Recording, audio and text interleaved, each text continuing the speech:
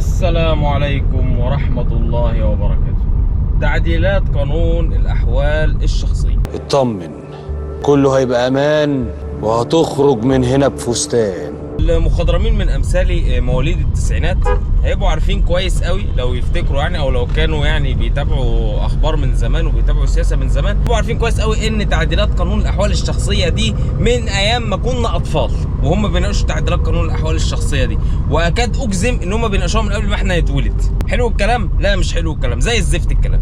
انا قريت مقترحات للتعديلات بتاع قانون الاحوال الشخصيه طالعه طبعا من مجلس النواب الموقر، بتنم كالعاده عن افكار مش من خارج الصندوق، ولكن زي ما انا بقول دايما افكار من خارج المجره، افكار من خارج الكوكب. ليه بقى يا سيدي؟ انا هناقش نقطتين بس بساط شفتهم في مقترح للتعديل. اول حاجه ان الحد الادنى للنفقه يبقى 10000 جنيه.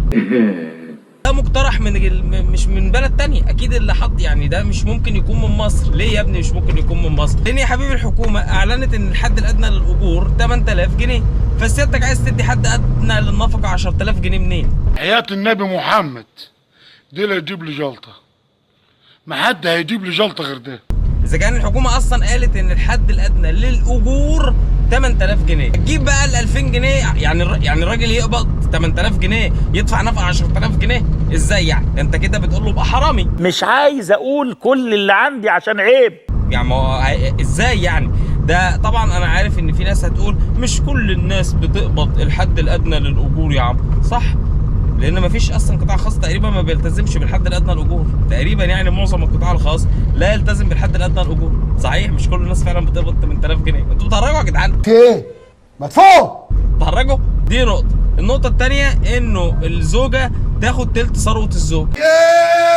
انت عارف انت لو طبقت الشرط ده هنبقى بقى زي بتوع بلاد بره، محدش هيتجوز خالص. او اللي هيحصل تخلي بقى ستات يعني من ضعفاء النفوس ياخدوا الجواز بقى كايه، كبزنس تريب، اللي هو انا مش طايقه امه بس دي رحله عمل ما تتفوتش، انا اتجوزه شهر ولا 2 ولا سنه واستحمله واتطلق اخد تلت ثروته. بالذمه في احلى من كده؟ والله ما في احلى من كده. عب يابا. نصيحه يا جدعان، نصيحه، ما تفكروش تاني. طريق سلام انت.